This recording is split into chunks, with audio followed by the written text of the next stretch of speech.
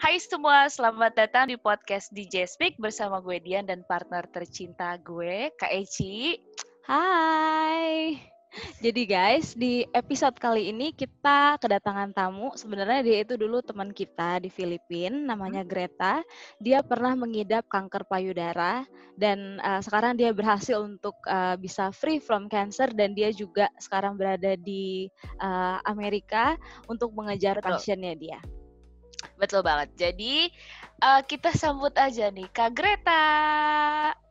Hello. Here we go. Yeah. Apa kabar? Baik. Kayaknya Kak Greta kabar? Kita juga baik. Kayak Kak Greta tambah awet muda gak sih? Aduh, terima Iya kasih. Kan? Tambah fit. Kalau masih sama mukanya sama dulu, lebih bagus, lebih cantik, lebih baik lagi. Masih sama kok, masih sama. Gimana nih Kak? Apa kabarnya? Terus sekarang sibuk apa? Aku baik-baik aja. Aku sekarang di Amrik.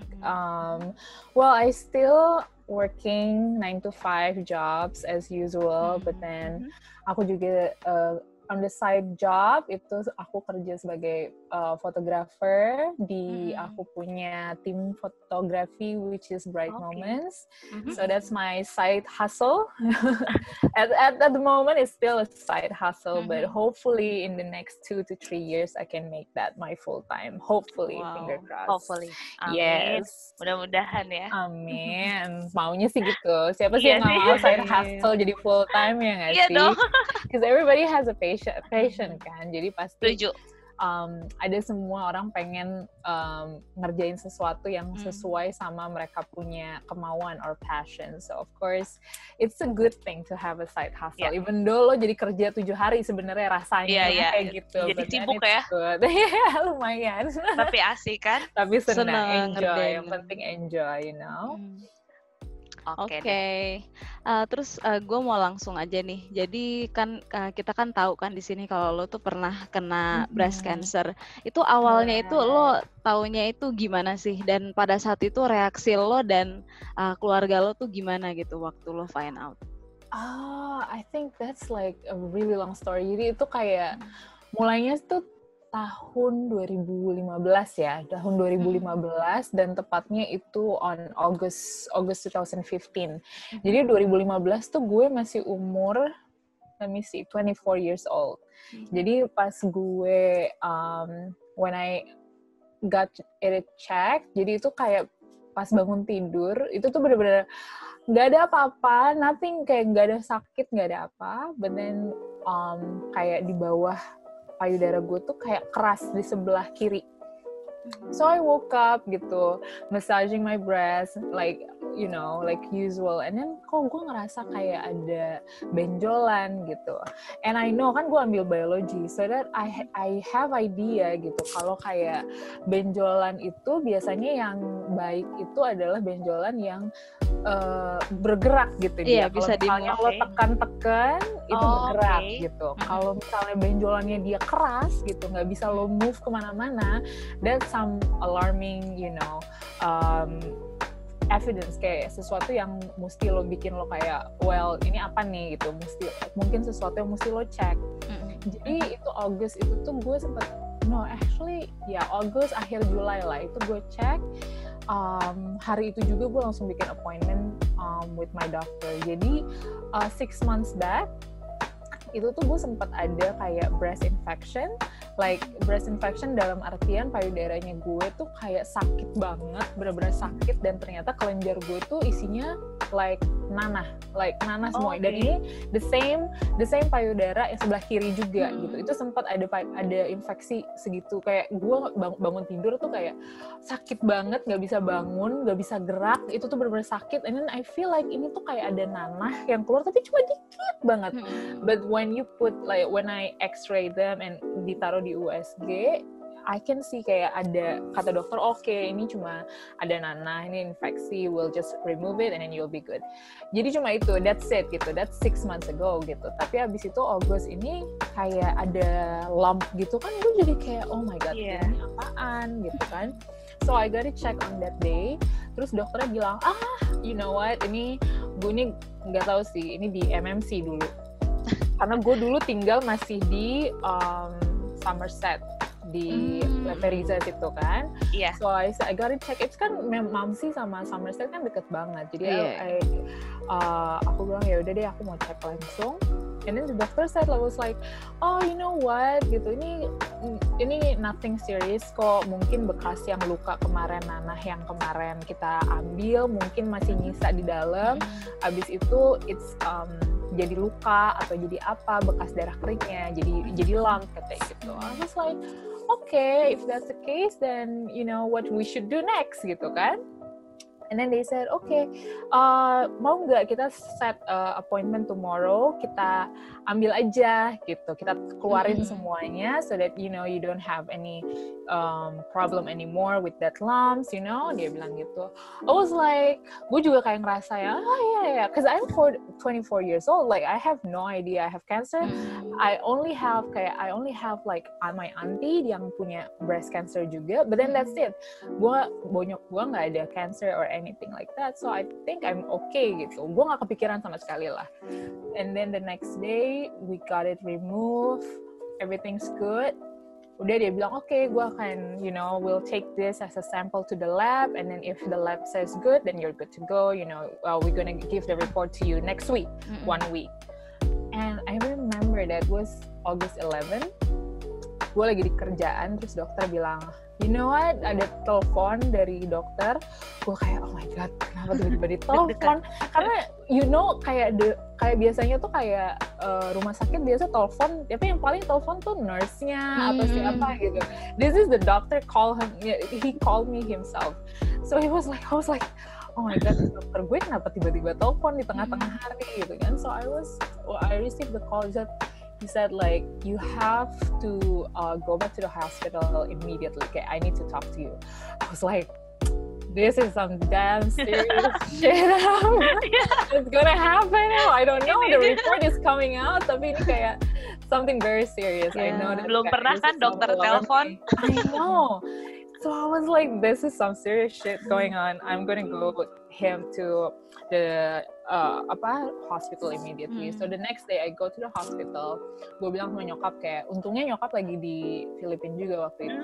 Okay. Gue bilang, Mom, let's go to the hospital together with me because the doctor wanna talk to us. Gue bilang gitu kan. So we went to the hospital.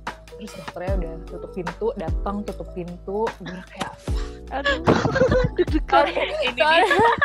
sorry for the language, tapi kayak, aduh, this is some problematic, dan gue bakal going through nih. Dia bilang, you know, I have some bad news, the report come back, and you have cancer. So, gue udah nggak tahu itu cancer apa, gue nggak denger lagi. Dari situ tuh kayak dia ngomong, mungkin cuma nyokap gue kali yang denger, gue tuh udah langsung blur down. Iya, langsung space out. I was like, itu gue inget banget, like the first thing that in my mind was like, oh my goodness, kayak gue cuma baru 24 tahun dan gue punya kanker, kayak this is not good. It was like there's so many things that I wanted to do and I haven't done any of it gitu. Itu tuh gue kayak that thoughts like repeating on my head. And kayaknya dokter tuh kayak masih ngobrol sama nyokap gue, ya jadi ini kansernya jenisnya payudara invasive, it's invasive, we don't know what stage it is yet gitu, tapi basically kita harus get everything check karena dia udah ngambil sampel of the you know of the lump and he didn't know kayak how big the whole lump is. He took the one that I told them kayak ini rasanya lumpnya segede gini gitu, dan dia ambil apapun itu gitu, tapi mungkin masih ada sisa di dalamnya yang kita nggak tahu gitu. So dia bilang we need to schedule another surgery or something like that gitu kan. Gue kayak gue udah nggak dengar apa-apa lagi. Gue kayak this is the end for me man, kayak kayak gue mesti ngapain gitu. So I went home just you know thinking about my life, like what have I done, like all this 24 years. Did you cry? Oh my god, I cried for days, like 3 days I think. I really kayak gue tuh bener-bener like depressive, like it's like, you know, like if you think about it, like you have cancer on 24 years old and you haven't done anything. Like you think gue belum pernah travel 24 tahun tuh, to be honest, I haven't done anything. Kayak the first country that I've been visited kayak aside from Philippines and Jakarta gitu, paling Singapura pas transit, Hong Kong gitu, you know, it's not like travel.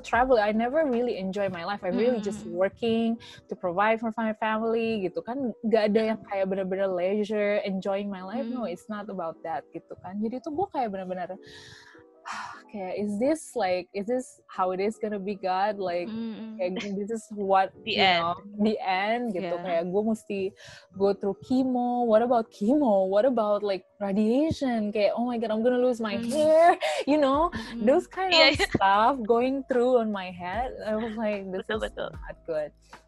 Jadi I went through everything, and then the doctor, gue nggak mau balik lagi ke dokter yang sama. I just said my mom, aku bilang kayak, Ma kita pergi aja deh ke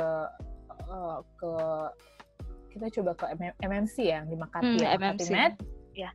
Kita coba ke Makati Med deh gitu. Karena waktu itu the thing is Mamsi itu nggak under my insurance, kayak dia nggak ada insurance-nya gue gitu. Jadi we have to go to MMC, and then I said okay, we'll get it checked there, and then I have a doctor there. They're very nice. She's very nice. Kayak she took care of me, and then she got everything checked, and turns out lumps yang you know diambil sama dokter yang di Mamsi itu actually is just a small piece. Like there are actually more yang dia nggak ambil. So imagine like a mountain, like or like a whole cake, like a 3-tier cake. He only took like the top of it gitu. Dan sisanya itu masih banyak. Iya ya, kok bisa ya? Mereka nggak bisa lihat gitu dari ultrasound kan? I know. And the thing is like when I datang ke dokter gitu terus bilang kayak oh gue ada lump, he didn't do any x-ray, he didn't do any you know ultrasound. He said you know what, he was just like playing it safe. He was like you know what, this is like easy, it's probably bekas nanah kemarin, you know, we just take it out tomorrow, it's easy gitu kan. Kayak so I was like okay, I do it gitu maksudnya.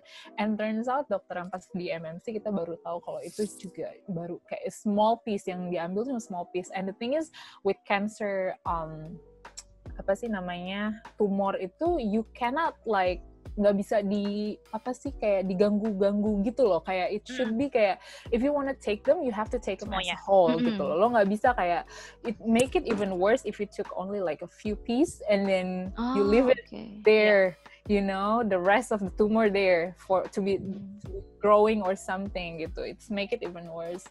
Dia kayak aduh gue gimana ya gitu, what should I do? So it's all like a long procedure until September. Gue kayak go back and forth with testing, hormone testing, blood testing, banyak banget deh. Pokoknya gue tuh sampai, aduh, gue kayak stress juga gitu, going through everything. But I'm so thankful kayak my mom was there, my sister was there gitu. And then I also don't want to tell anybody because I feel like kayak malu gitu, kayak apa ya, kayak aduh gue punya kanker gitu. It's just like something yang I don't like. The thing with me, like I don't like people's pity. Like gue suka orang kasihanin gue gitu, kayak aduh lo ada kanker gitu, kayak no. I just don't want to deal with it. It makes me even kayak feeling worse. Yeah, feeling worse gitu. I don't want to say anything to anybody unless they ask about it gitu. So that was the whole kayak thing with me, kayak gue nggak mau kasih tahu. Jadi benar-benar orang terdekat doang yang tahu gitu. Even when I put it on social media, it's also just you know just to let the world knows, you know, I have this problem gitu. Itu juga setelah gue cope up with this feeling, you know, I have this is gonna be my chapter. This is the chapter that I'm gonna finish, but this is not gonna be my whole life. Like I'm not gonna fight this disease for long, so I just gonna let the world know, and they're gonna know when I'm coming out from it, you know.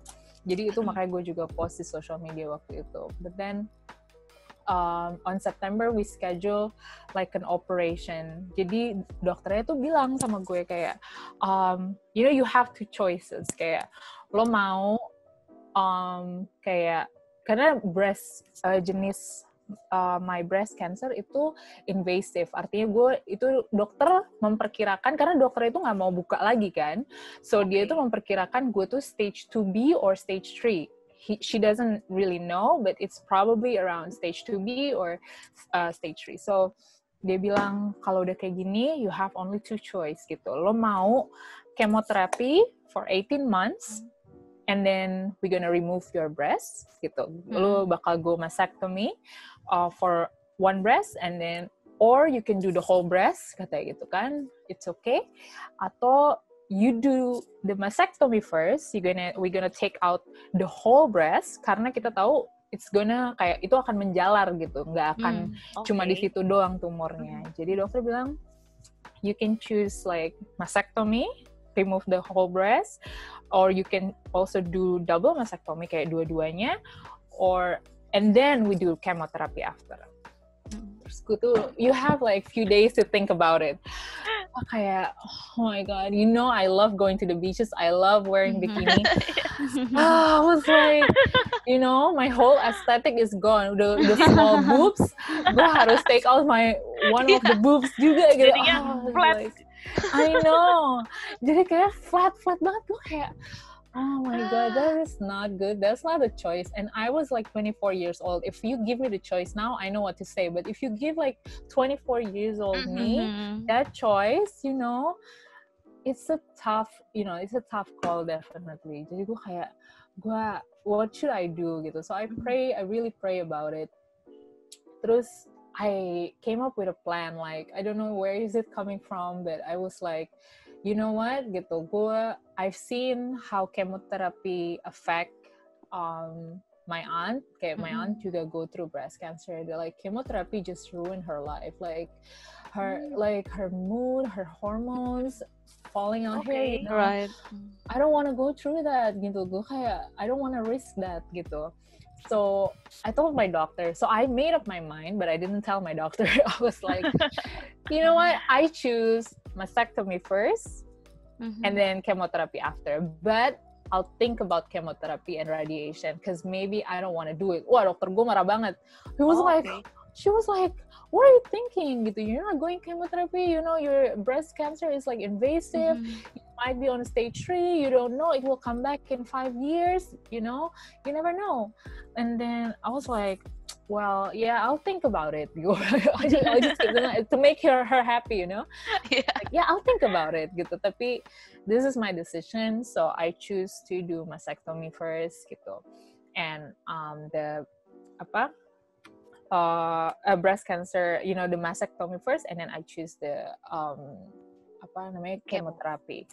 And so we go through another process, and then the thing with me, like when you go to, kan ada nama tesnya tuh mammogram. Kalian udah pernah do mammogram belum? It's very important. Like you going to like scanning the breast. It's very important. Jadi before the procedure we do mammograph, and ada satu insiden where I came into the room, dan isinya tuh semua ibu-ibu. Like, semua, the whole room itu isinya ibu-ibu. And they were looking at me weird. Hey, what is this girl doing? Like, you know, it's mammography. And itu karena mammography itu something annual yang lo harus check up, but then it's only required when you like 40 and up. Oh, yeah, 40 and up gitu. Harus lebih sering ngeceknya. So they were like looking at me, what is this girl doing in this room gitu. So they started asking, and they are actually breast cancer patient gitu. And she was like, are you breast cancer patient? Yeah, katanya. Aku bilang, yeah. They were like, oh my god, you're so young, gitu. And the doctor also told me, kayak, I am the youngest patient she ever, you know, she ever have, because like mostly orang-orang yang punya breast cancer itu like 40 years old and above, gitu. Jadi gue kayak feel so weird, kayak orang-orang itu kayak mostly moms, gitu. But then you realize something, kayak when you have kids, when you have family gitu, you have something to live for. Kayak, aduh, I have to fight this for my son, for my daughter, you know, for my family gitu. I have family to, you know, to that rooting for me gitu. While me gitu, I have family gitu, but I don't have kids yet. I don't have, you know, daughters. Responsibility. Yeah, I don't have responsibility. I can die tomorrow. Like paling nyokap bonyok gue doang gitu. Cara ngomongnya tuh cuma gitu. Makanya kayak it was a very tough decision for me to said, okay, mastectomy. Untuk say, okay, I want mastectomy aja, itu tuh very tough decision. Kalau orang kayak ibu-ibu ini, dia was like, oh, I'll do chemo, I'll do everything, gitu. Lebih kayak gitu. Kayak yang penting gue sembuh, gitu. Cara mindsetnya mereka tuh gitu. Sedangkan gue kayak, oh my God, gue masih mau, you know, cantik, gitu. Gue masih my mau life. You know? You have, kayak, if you put it in my shoes, gitu, it's like that, gitu. Kayak gue nggak mau lose everything gitu. So that's the thing. So I went through the mastectomy, and oh my God, that's like the most horrible experience ever. Yeah, I will never go under the knife if I have to ever again. Kayak, and yeah, I think mostly kayak workmates, they know what I'm going through because they raise money for the operation too gitu. Sebenarnya it's all covered by insurance, but they really want to help out. So I'm very thankful for that. You know, the office, people in the office are really helping, trying to help out juga gitu. And then yeah, the whole process, and then after the mastectomy, the whole healing process happened. I just stopped going to the hospital because the doctor, as I mentioned, the doctor wants me to do chemotherapy, which I don't want to. And then I start researching about, you know, juicing therapy, and then lifestyle changes and all sort of stuff. And I told my mom during after I think couple of months after the procedure, gue bilang kayak, Mom, I really don't want to do chemotherapy. Gue bilang, I really want to do, you know, probably juicing. I'm just gonna start, you know, being vegetarian, and then I'm gonna switch to vegan, change lifestyle. Let's try for that dulu gitu. Because I don't want to, you know, do chemotherapy ever gitu. Jadi nyokap bilang kayak, okay, it's your choice gitu, you do what you need to do. Jadi dari situ gue udah mulai change my lifestyle. Gue mulai, I never eat salad like sampai umur gue 24 tahun, I never eat salad. I hate like salad. I hate eating raw vegetable. I was like, no. Tapi you know, you gotta do what you gotta do. You don't want chemo, you chunk that, you know, juice, you eat that salad, whatever you need to do, you have to do it. Pokoknya sembuh gitu. Because I don't want, the doctor keep on telling me, pokoknya lo mesti chemo, ini nih bisa mengurangi persentasi atau kemungkinan untuk kanker itu balik dalam 5 tahun. Gitu. Dan lo mesti take this hormonal pill untuk kontrol hormon lo gitu. Jadi hormon lo dipres supaya kanker payudaranya nggak balik gitu. I didn't take any of that. But for me, when people ask kayak, what heals you, I don't say like, oh, it's the lifestyle, you know, I changed my lifestyle, or I changed my diet. I didn't say, I was like, God heals me, because I don't know, man, I didn't take chemotherapy, I just changed my lifestyle and somehow it works gitu. Kayak, because I really don't know gitu. Some people, it doesn't really work on them, kayak this kind of changing lifestyle. And what I feel that the kayak most impactful itu adalah positivity. Like, I cannot stress that enough. Kayak gue itu, like, it's not only changing lifestyle, like food, diet, you know, it's not only about that. Kayak your mind controls the whole, you know, the whole body. Gue itu, I can say, like, I can actually say, when I was before cancer happened to me, I probably the most kayak negative, pessimist person, you know, you ever met. Kayak I always see the glass half empty gitu. Gue kayak, you know, aduh nggak ada gunanya gitu. Aduh gitu, you know, I don't have that passion, you know, I don't have that outcome in life, good outcome in life. I would say that gitu. Gue cuma kayak gitu, kerja lagi. You know, I just don't you know, live the way I supposed to. Kayak seharusnya maksudnya kita tuh lebih orangnya maksudnya we want to look up to the future. We want to be, you know, happy and we want to be excited to what the future holds. Tapi I wasn't like that.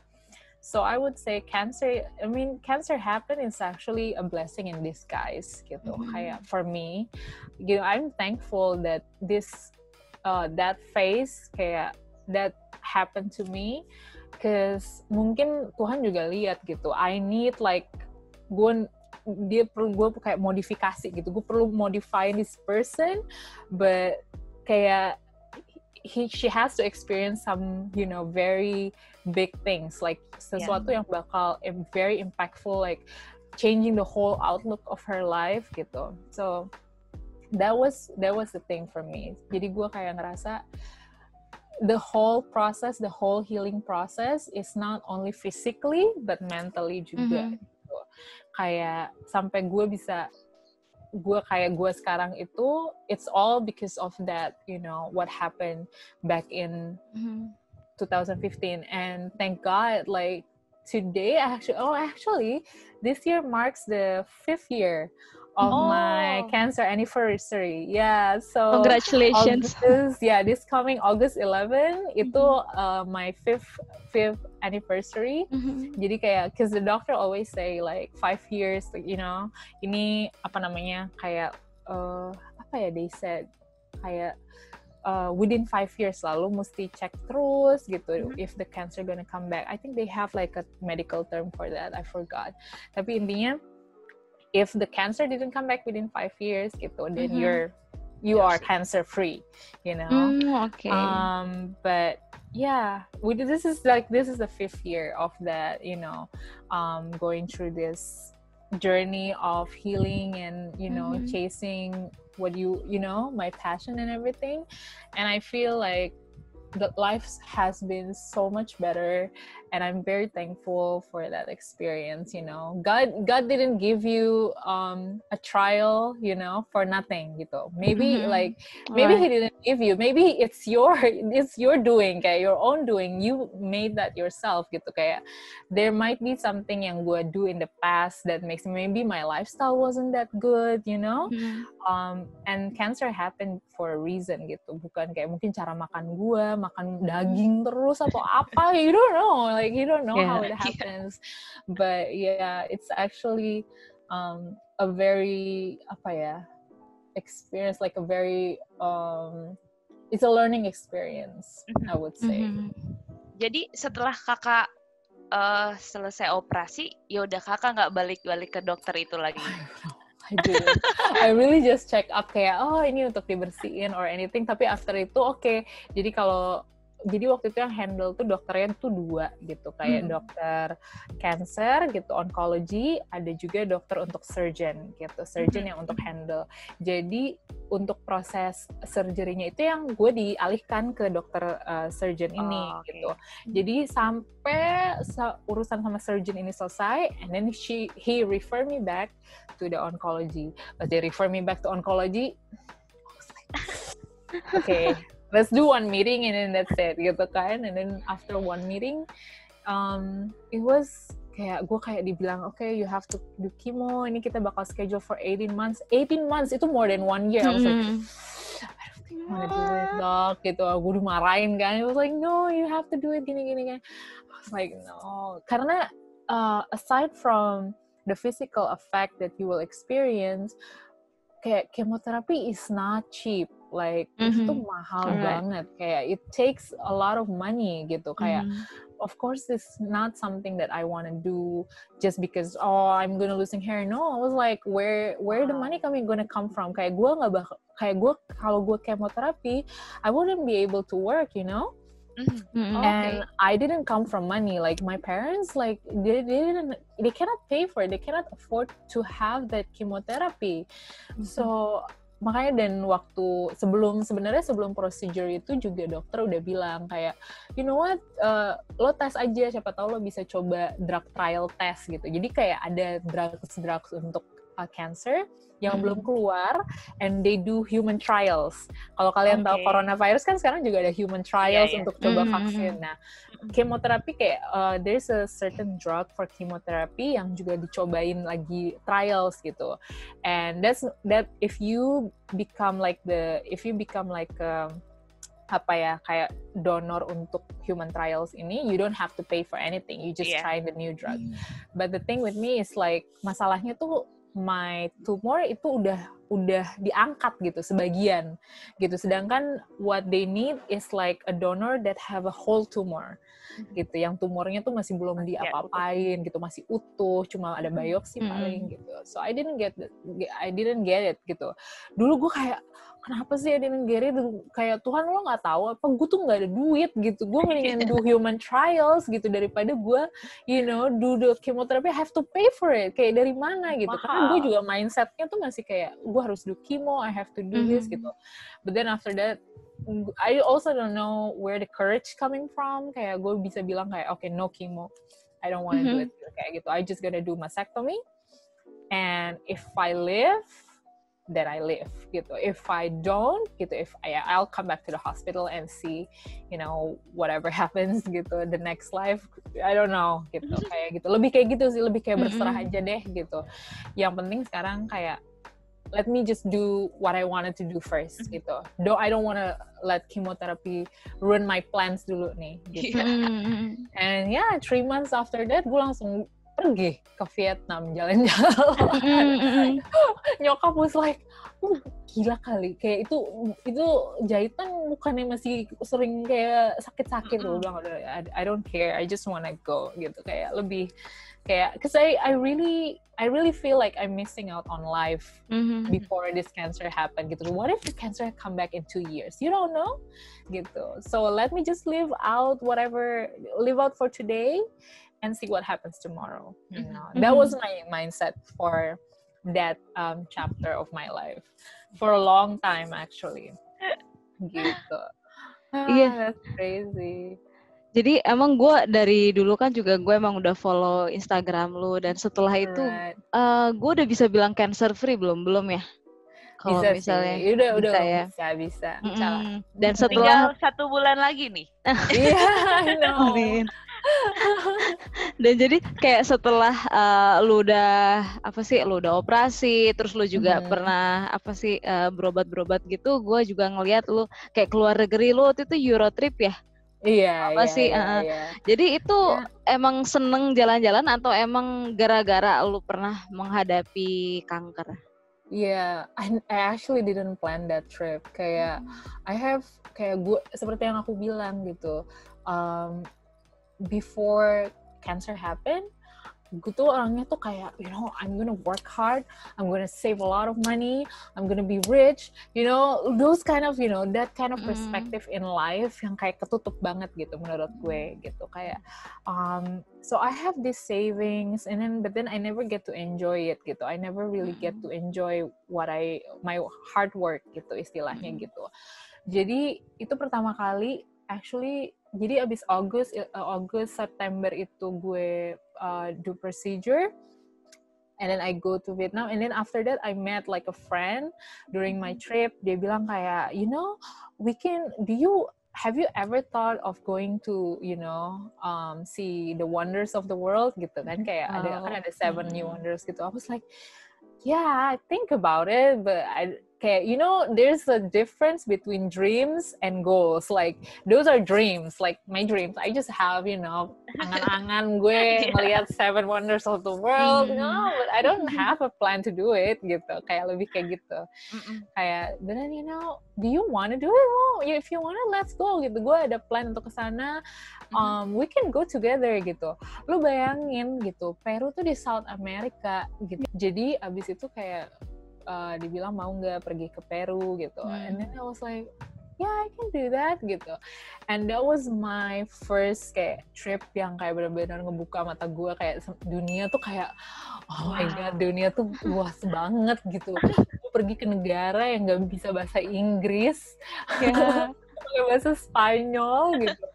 Gue terbang sendirian ke sana, jadi kayak gue ketemu sama teman gue di sana gitu. So that was the first trip that opens my eyes. I was like, you know, this is something that I can do gitu. This is something that I wanna do gitu. Jadi kayak gue bilang, I wanna see more gitu. Kayak this experience is not enough. I wanna see more gitu. I wanna see. So kalau dibilang is travel the world has been your dream, not really gitu. It's been kayak, tau gak sih kalau lagi daydreaming, lagi ngayal-ngayal, gue maunya kesini gitu. Tapi it's never been my plan to do it gitu. I was thinking, I will do it when I 29, 28 gitu. But it wasn't planned. Jadi kayak abis itu, dan setelah gue udah mulai sembuh, setelah gue balik dari Peru itu tuh benar-benar kayak gue itu, I was in the phase of my life where I feel kayak, I don't know if you guys experience it, gue juga belum pernah tanya sih. Kayak kalian pernah gak sih kayak experience kayak jenuh gitu, kayak itu kata-kata yang paling bener tuh. Kejenuhan yang bener-bener jenuh, gue jenuh kerjaan gue jenuh sama hidup gue. Betul. Kayak I need like a refreshment gitu. Gue perlu mengubah sesuatu dari hidup gue. Kalian pernah gak sih ngerasain itu? Because I feel that. Because I feel that deeply in my bones during those like around February to April, I would say. Kayak gue tuh bener-bener jenuh sama hidup gue. Kayak, oh my God, gue baru keluar. I just got out, you know, from this horrible experience of cancer. And then gue sekarang harus cope up dengan kejenuhan yang gue hadapi. Kayak gue mesti bikin apa gitu. And then my coworker, which is one of my best friend too, dia bilang, lu mau nggak jalan-jalan ke Eropa, katanya gitu kan. She was like, mau gitu, kapan? Kita kayak do you like your work gitu di sini gitu. Dia bilang kayak sebenarnya sih udah enggak gitu. Dulu tuh gue suka, I really love kayak working on my this company ya. Tapi for some reason I feel kayak jenuh hidup di Filipina, jenuh kerja di tempat yang sama selama 3 tahun, jenuh sama rutinitas hidup gue gitu, sehari-hari gitu. Gue kayak ngerasa gitu-gitu aja. Iya, gitu-gitu aja gitu. And when you realize itu tuh kayak you want growth gitu, and sometimes you outgrow your kayak your world gitu, kayak sesuatu kayak lo tuh hidup tuh kayak misalnya kayak di akuarium gitu ya. Sometimes you grew bigger than the aquarium and you need a bigger one, you know. Jadi that's how I feel gitu. Kayak gue butuh you know sesuatu yang lebih besar dari ini. Sesuatu gue perlu. I want to find a purpose of my life gitu kayak. So I haven't started photography. Itu tuh it wasn't like something that I do before gitu. Jadi okay, let's go to Europe gitu. Kita maybe, so I told my best friend, I was like, I'm gonna quit my job and I'm gonna go to Europe and then I'm gonna see whatever happens. I'm just gonna go back to my home country. I'm not gonna come back here. She was like, I'm gonna do it too. Let's do it together. So I have that support system, you know. Seru banget sih. She was like, because I told my best friend, I was like, you know what? Let's plan this Europe trip then gitu. Kalau because I'm so bored gitu. I don't wanna work here anymore and I'm probably gonna go back. She was like, yes, let's do it together. So you're not alone, we'll do it together gitu. Kayak, I have a support system, you know. One person is enough. When she said, you can do it, you feel like you can do it. So kita we actually just plan like May atau April gitu, and then we take off on June. Akhir June we went out. Dan kita juga cuma dapet kayak approval visa Schengen-nya juga cuma 30 hari gitu. Bukan yang kayak I think orang-orang Indo rata-rata yang kalau apply di Indo gitu pada dapetnya kayak 3 bulan, 5 bulan gitu. I only got 30 days. Jadi kita bilang okay, we'll just make this 30 days happen. Jadi I use all my savings. I don't have anything left. I was like, I'll withdraw every single penny from my bank. Terus change that to dollars. And then, you know, I was like, I'm ready gitu. Dan nyokap gue waktu itu masih di Filipina. Jadi gue titip kayak semua barang-barang gue. Jadi she's gonna go back to Indonesia kan. Jadi gue bilang, okay mom, gue cuma bawa barang-barang kayak cuma bisa 1 koper ini doang gitu. So I went to Europe. She took the whole kayak I have to pack kayak 2 suitcase for the whole thing, kayak all my life in 2 suitcases. Kayak, dan itu yang nyokap bawa pulang. Sama anjing gue juga, nyokap juga bawa pulang. So that's basically it. That's the end of Philippines chapter for me. 2016. Wow, berani banget. Kapan ya kita kayak gitu, Di? That was scary. Yeah, it was scary experience. Tapi, you know, you just gotta do what you gotta do when you feel that, you know, push, like you feel like, oh shit, this is not gonna work. I need something more. I need a purpose gitu. I'm happy, like, I don't know, that I have that kayak push in my heart, kayak you need to do something else. Like, you need to find something that you're passionate about and just do it. And during that 2016, travel the world was my passion gitu. Kayak that was something that I wanna do. Jadi kayak gue cuma ngerasa kayak ya itu that's what I wanna do now. Kalau gue harus go broke, I'm still 25 years old, I can work, no problem gitu kan. I don't have kids gitu. Jadi kayak lebih kayak gitu sih, kayak lebih keberanian itu lebih dipicu karena I know I'm young gitu, I can find job gitu. Jadi itu gue pergi, gue ambil semua uang gue, and I went to Europe for 4 weeks, almost 4 weeks, and then gue balik ke Indo after that. With no money, no plans to work. I was like, what am I gonna do now? Like, I don't have anything gitu. Gue gak punya uang gitu. I have to live back with my parents. I was like, I should have planned this better gitu. Tapi, you know, that was a good experience. It was a learning experience, another learning experience. The good thing when I come back, I was unemployed just for less than a month, and then I find work. Dan gue baru mulai kerja di Indo itu 2016 October, September gitu. Yeah, cause I went to Europe around June, akhir June gitu, baru balik kan Julai akhir gitu. So I spent like a month jalan-jalan di Indo, and then go back to work after that. So I wasn't really like, okay, go back to Indo, cari kerja gitu, enggak. Cepet jalan-jalan dulu kemana-mana dulu. And I was like, oh my god, I used up almost all my money. I was like, okay, I need to. Feeling poor. Yeah, I feel poor. I was like, I need a stream of income. So that's how I started ini juga gitu, working gitu. And Europe trip actually help me, you know, learning about photography, and kayak karena gue di situ waktu mau ke Europe kan I don't have a good camera, so I said, okay, I'm gonna buy this camera, and then I'm gonna, you know, start taking pictures there, and then I'm gonna post somewhere. Terus waktu itu kayak social media tuh bukan sesuatu yang gue kayak follower gue nggak banyak gitu, and then I feel like itu tuh kayak lebih estetik aja untuk foto-foto gitu, but I have a story to tell gitu, you know what, like I have like this story about Europe trip, because I'm only kayak waktu itu kan gue juga kan nggak punya savings, nggak banyak banget gitu, so I have to stretch my $2,000 budget for 4 weeks gitu. Lu bayangin kayak hidup di dormitory, tinggal di mana, kalau bisa couch surfing deh gue gitu kan, kayak it was a story to tell. There's a story to tell. So that's how I started my blog as well. And I started to take pictures of my travel photos. And I was like, you know what? I really like this. Like, maybe this is my passion. Maybe this is my purpose. I feel like, you know, there's so much things to learn gitu. Then I think that was the beginning of my, you know, love for photography. That was like 2016, definitely was the year. Okay. Terus gimana kakak bisa end up jadi, kalau kita bilang professional photographer ya? Iya. Gimana tuh bisa sampai kayak gitu?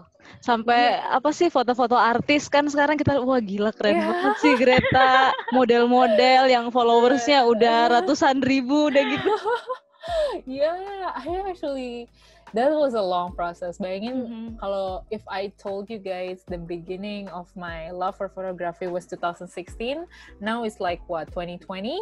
So that was like 16, 17, 18, 19, 24 years.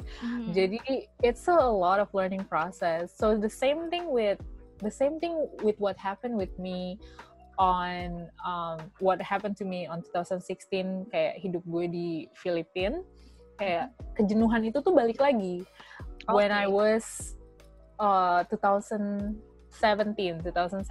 itu tuh gue ngerasa kayak hidup di Jakarta itu tuh so boring. I would kayak every time I meet somebody, do you like gini kayak tinggal Jakarta? Oh, I live in the Philippines for 10 years. I love it better. Kayak gue I would say I would choose Philippines all over again if somebody have to push me back, kayak lo harus balik ke Asia. Oke.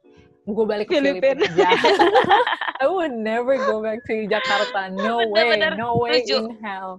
Jadi kayak waktu itu tuh kayak dibilang oke, pas di Jakarta itu tuh gue bosen banget kayak hidup gue. Aduh, gue bilang kenapa gue kayak I should have planned it better gitu. Gue harusnya nggak tinggal di Jakarta. It's just so boring for me. Jadi abis itu gue udah mulai fotografi, dan the thing di Jakarta nggak banyak tempat-tempat bagus yang bisa untuk foto gitu kan.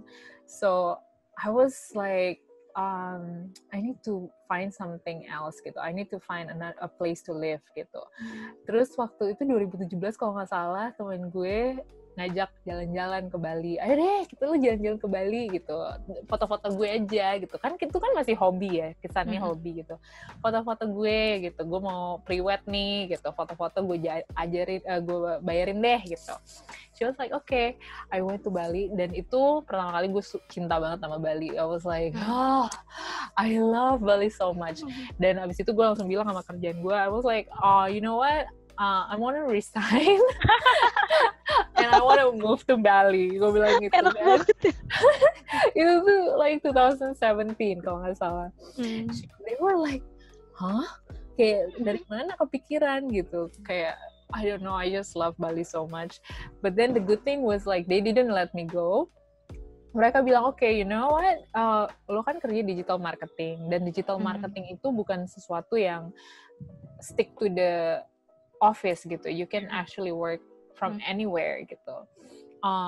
Terus dia bilang, if you want, you know, you can work remotely, and we'll just, you know, we'll video chat, Skype, and do everything. If we need you gitu, we'll let you know gitu. Mereka bilang gitu. So I said, okay, I'll do that gitu. Yes. So better gitu kan, gue jadi nggak perlu nyari kerja lagi. So they let me go, and then I start cari kerjaan lain kayak freelance juga untuk digital marketing. Dan that's where I started working remotely. A lot of, jadi nggak cuma satu company doang, gue juga do a lot of digital marketing for another company online gitu, dari New Zealand, waktu itu dari Australia gitu. Jadi that's another stream of income, karena kalau Indonesia bukan gajinya tuh nggak gede kayak di Filipina gitu, kayak bukan expat, you know, income gitu. Jadi gaji lo tuh cuma cukup ya untuk diri lo sendiri. So I start freelancing, and then I start working also in wedding photography team gitu, dan gue jadi manajernya di situ. Manajer itu tuh kalau di fotografi firm tuh bukan kayak manajer kayak di corporate gitu, bukan kayak gitu.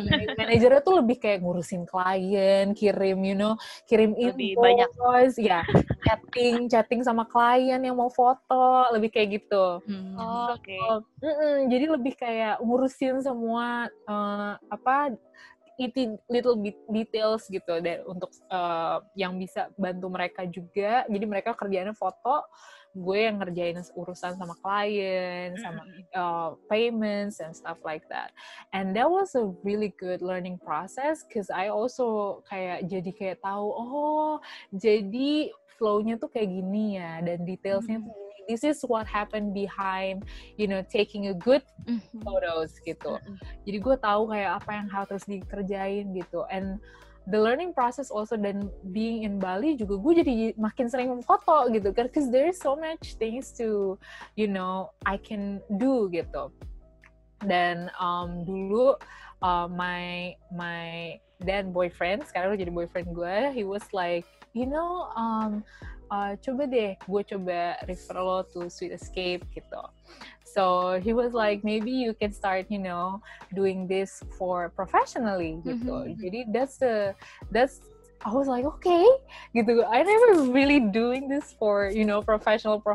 Yang gue pernah tuh kayak paling teman, foto, and then gue kayak dibayar, ya udahlah, ini bayarnya apa aja deh, terserah gitu kan. But then that was the first time I started professional work, kayak okay gitu lewat Sweet Escape. So that was a really nice kayak learning experience juga gitu. So for me, if you know me, kayak I become kayak open minded, like gue nggak mau kerjain cuma kayak kalau gue marketing doang, kalau gue ini doang gitu. Everything is really like a learning experience. You just have to be open-minded with what the world has to offer, what, the environment. If you want to learn, you can learn. Kayak these things kayak mungkin bukan sesuatu yang lo tahu sebelumnya, but then with this experience, it helps you grow as a person and as you grow your skill. Gitu. Jadi that was my first work. I started working as a Sweet Escape photographer di Bali. Dan di Bali itu banyak banget kayak people, kayak orang-orang kayak dari Singapura, dari Malaysia, dari India, like international people yang you have to take picture with gitu. So you got immersed with a lot of culture, a lot of wants dari clients. Jadi itu juga very good experience for me. I live in Bali, I think for 2 years. I did that for 2 years in Bali. Then it was one of the best year of my life too. Kayak living in Bali is like a dream. Like I would do it all over again. I also started kayak after that, I think I quit my job in the photography team. I also quit my job yang back in Jakarta gitu, even though they allow me to do remote work. Karena waktu itu kayak I started going back and forth Jakarta Bali, and I was like, no, I want to stay in Bali for good. Jadi I stay in Bali. Terus gue kayak look for work in Bali, and then I started working at Surfer Girl. I don't know if you know the brand. Itu juga brand kayak apparel anak-anak untuk swimming gitu. And I start working as a digital marketing juga. Then I work with them as a photographer. Jadi kayak digital marketing / photographer. Jadi I took their apparel photo, I took their lookbook, commercial photo gitu. It was a hell lot of a learning experience for me. But it was definitely one of the best year. Living in Bali was definitely a great choice. It wasn't easy to to be able to live there because nggak ada kerjaan sebenarnya. Maksudnya susah gitu nyari kerjaan sana. You have to have your own work gitu. Kayak if you get a work there, lucky for you, good for you. But if not, you have to kayak maybe work remotely or something. But everything happens for a reason, and I feel like that was definitely the best year because I got to do what I love gitu, what I love doing. So I'm really thankful for that too. Baru tahu loh kalau pernah kerja di Sweet Escape, ya ampun. Kalau Sweet Escape kayaknya di mana-mana ada ya. Iya. Iya. Itu benar-benar itu pas mulai di Bali juga, pas baru mulai worknya juga baru mulai di Bali. Jadi I didn't really kayak kasih tahu itu kayak to a lot of people because I was like it's really nothing, it's really just for me gitu. I don't feel like it's something to brag about, but dari Sweet Escape juga that's how kayak Sweet Escape connect me with kayak artis gitu, kayak influencer because this is like a work kayak kan Sweet Escape juga kadang-kadang suka collaborate with influencer gitu. So misalnya influencer go to Bali, they was like, okay, siapa nih fotografer di Bali yang available to take their pictures. So that's how I get connected gitu. It was really fun gitu. Tinggal di pantai. Foto gitu. Gratis, ya kan? Naik motor sampai hitam banget. It was like I'm so dark. Waktu tinggal di Bali tuh hitam banget, udah kayak anak layangan. But it was a fun experience. Definitely.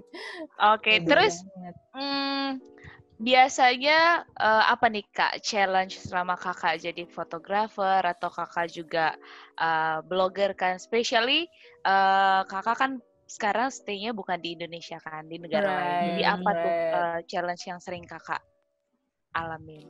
Yang kalau dibilang challenge sih sebenarnya kayak lebih kayak apa ya, dealing with people. Kayak I'm not a people person, to be honest. Kayak I like being surrounded with people, tapi kayak untuk interacting with people I quite have a challenge. Kayak karena you have to know you deal with customer service is like very hard gitu. Kayak for me kayak susah gampang gitu, cause client have different wants and needs gitu. Kayak oh I want this, I want kayak the color, I want to be this gitu. Mungkin sometimes you get a client that doesn't really like your aesthetic, but just because your price is convenient and you are convenient gitu. Kayak your price ya okay, kita cuma cukup uang segini, I can afford this photographer, so I'll just book her gitu. Mungkin mereka bukan book lo because of your, because of the way you capture photograph, maybe because that was like the beginning of my photography. That's how I end up with gitu, karena clients that I got itu lebih kayak ya udahlah cuma segini bayarannya gitu, yang penting dia yang kerjain gitu. Ngerti nggak? They don't book me because they love my photography, just because I cheap. Maybe I was cheap, the price that I was offered is very cheap because I just started gitu. Jadi I have to deal with that gitu, dan di situ jadi learning experience for me, because I was like I got to kayak handle gimana nih caranya to handle it nicely, to make people accept your opinions, to make people understand your perspective gitu. Karena gue kan orangnya tuh sebenarnya lumayan keras kepala gitu. Kalau gue maunya gini ya lo kalau ikutin, kalau lo nggak suka ya udah bodo amat gitu. Lebih kayak gitu gue tuh gitu. Gue bukan orang yang kayak lo nggak suka gini, oke gimana ya? Gue bisa pikirin caranya biar lo mau terima opini gue gitu. Gue tuh bukan gitu gitu. Kalau gue tuh lebih kayak lo nggak suka, bodo amat deh. Gue nggak boleh gitu. Gue nggak bisa. Jadi makanya it was a learning experience for me. It was a whole lot of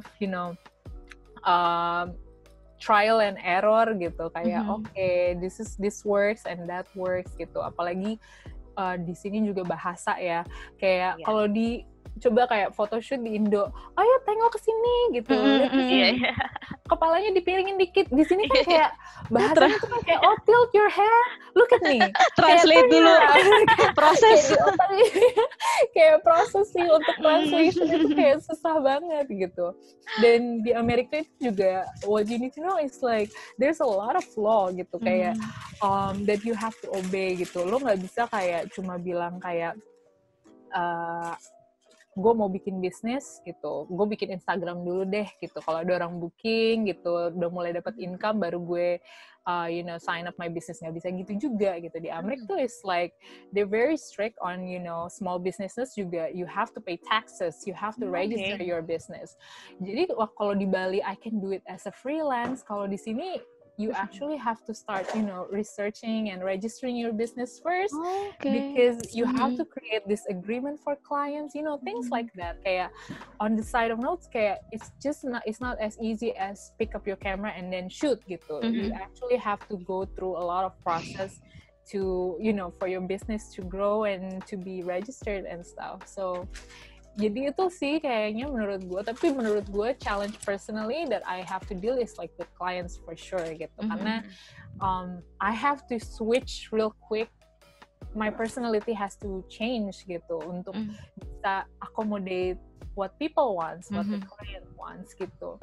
Jadi all of these things help me grow as a person and to become what I am now gitu. Kayak I feel like it's not just from cancer and then I become me, but all of these things that I go through for the past 5 years is really kayak a blessings gitu, kayak something yang when you feel like you want to grow, you have to follow that gitu. When you feel kayak lo tuh bukan bosen atau lo tuh bukan jenuh kayak just because of nothing gitu, it means really like you wanna grow, kayak you wanna grow from your whatever that you have now gitu. You wanna be bigger, you wanna be better gitu.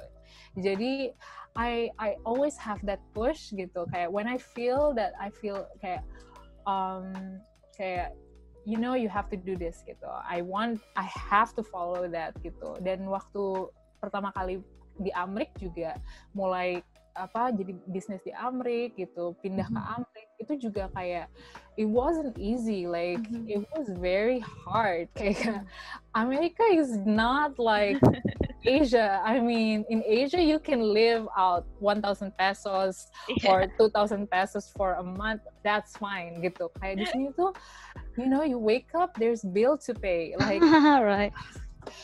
Pertama kali pindah ke Amrik tuh I was like, kayak, is this a right choice? Is this a good choice? Am I making a right decision gitu? Tapi ada kayak bisikan gitu di hati gue bilang gitu, you just have to tough it up.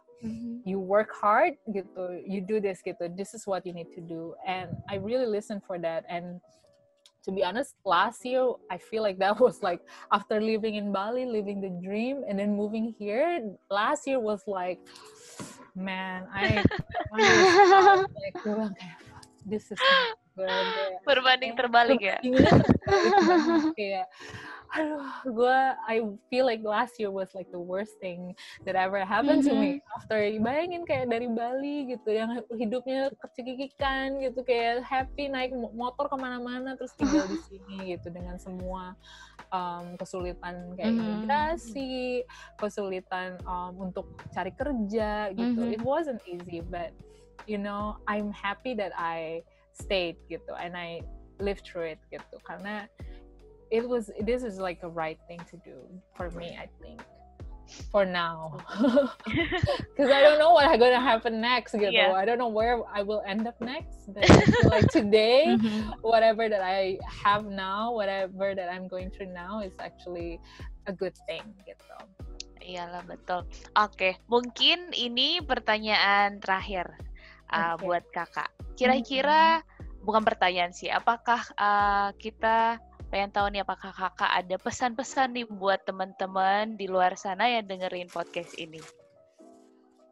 Kalau remarks kayak yang mungkin gue bisa, kayak pesan-pesan yang bisa gue sampaikan adalah kayak, live for today gitu. Kayak, I know it sounds reckless, kayak kayak people feel like they have to plan maybe 5 years, like what's your plan for the next 5 years? That question always came up when you apply for a job. Yes, right. And you came up with all this like BS yang you want to say to your future boss. But the real reason, if you ask me about that, I was like, I just want to live for today gitu, like count your blessings, not your kayak not your kayak hardships, not your trials gitu. Kayak count your blessings gitu. Really look back and see what have you become gitu. Kayak, and just live for today gitu, because what you are now is like is enough gitu. Kayak if I see myself now, gue kayak gue broke banget ya gitu. Misalnya I feel like that gitu sometimes. But then if you look up what I've gained from the past 5 years, it's a lot of experience. It's a lot of, lesson gitu. And I feel blessed gitu to have that opportunity to grow as a person gitu, and chasing what I love gitu, what I love to do. And if you have passion, just stick to it gitu, and be stubborn with it gitu. Kayak ada orang mau bilang it doesn't make money, who cares if it makes money or not? I'm happy gitu. Why don't you find something that makes you happy rather than commenting on what people's life, things like that. Betul. Kayak, you just have to, if you find things that makes you happy, it doesn't matter what people think. It doesn't matter if you make money with it or not, but you just do it for yourself gitu. Kayak Every time I think about it, kayak gue tuh nggak mau kayak fotografi kayak untuk buat gue dapet duit gitu. I just wanna make me happy gitu. It's happy gitu. I don't care. I have to sacrifice my weekend to shoot gitu, but I'm okay gitu. So I feel when you do that for yourself, people will see it eventually. It's not easy, kayak orang tuh kadang-kadang kayak mikir it's easy gitu, 2 tahun, 1 tahun. Lu bayangin gue 4 tahun baru gue bisa ngerasa contented with I am now gitu. It's not an easy process gitu, so many lows, so many highs gitu. But you know that it's gonna be worth it because you will feel it gitu. You will feel it when you said, okay, Greta gitu. This is something that you have to do. This is your purpose in life. This is what you love to do. Do it gitu. And I don't feel like I'm searching for anything else because I just wanna, keep doing this gitu. Karena kayak ya itu waktu gue umur 24, I don't have a purpose gitu. And who knew gitu.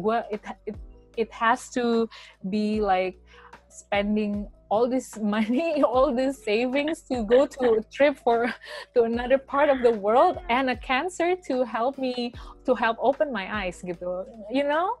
Maybe it takes that experience gitu for good gitu at least. Jadi gue bisa kayak understand that God's work for us is like God's plan is better than whatever that we plan gitu. We have plan for our life, tapi just give it to God and God take care of it. And, He has a better plan for you.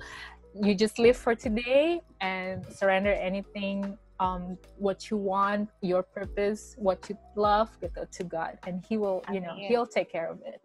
Amen. I think itu sih pesan gue gitu. Alright. Okay, thank you banget. It's a long talk. Sorry about that. No. Gila ya. Bagus. Okay. Soalnya gue juga biasa kan sharing kayak a very emotional roller coaster ride for the past 5 years. Tapi aku yakin sih kayak orang-orang yang dengerin pasti mereka tuh kayak they're inspired by you. Terinspirasi. Cerita kakak. Yeah, hopefully that was the goal. Itu aja. Oke, thank you banget ya Greta udah mau menyisihkan waktu sama podcast kita ini. Walaupun despite the time differences ya between US and Philippines. Happy to be here. Kita ini banget sharing. Loh. Kita tuh grateful banget. Kemarin tuh gue sempet kayak deg-degan sama dia. Aduh si Greta mau gak? Soalnya kan balesnya agak lama ya. Terus mau dong Greta. Terus waktu lo bales gue tuh seneng banget. Greta mau. Soalnya kita tuh challenge-nya juga untuk bisa mencari guest itu lumayan susah juga ya Kak ya. Iya makanya tapi gue langsung kita kayak thankful banget sama Kak Greta udah mau I should be thankful that I get to share. I actually kayak never really shared in publicly gitu, kayak not even kayak because I'm not that kind of person who can open up and write it, kayak I just like to put it in maybe in a photo or in a kayak short poetry, something like that. Kayak I don't want to really tell, karena lu bayangin ini aja it took me 1.5 hours to tell everything. Can you imagine if I put in writings gitu? Jadi kayak I'm happy to be here. I'm happy for this podcast that I can share something that very dear to me also gitu. Itu sih. Thank you guys so much. I'm happy to be here. Thank you. Thank you also. Seneng banget bisa sharing. Udah jam berapa sih di sana sekarang? Jam 12.24. 12.24. Alright. Yeah, that's great. So, thank you juga sama semuanya yang udah dengerin atau nonton podcast ini. Semoga cerita yang barusan disampaikan Greta bisa menginspirasi kita semua ya. Betul. Jadi teman-teman kita cuma mau ingetin lagi kalau ada yang mau bagi-bagi cerita yang mungkin bisa menginspirasi kita atau menjadi kekuatan buat yang mendengarkan, email kita langsung ke djspeak@gmail.com atau juga DM kita ke djspeak. Jangan lupa kamu juga bisa dengerin podcast ini dari Spotify dan juga Anchor. Subscribe, komen, dan like YouTube channel kita. Bye-bye. Iya, jangan lupa untuk follow Greta Oh iya, lupa. di Instagram juga, ada Di blognya ya. Nanti kita bikin di Yes. description box. Yes. Thank you so much, Oke, thank guys. you. Bye-bye. Bye-bye.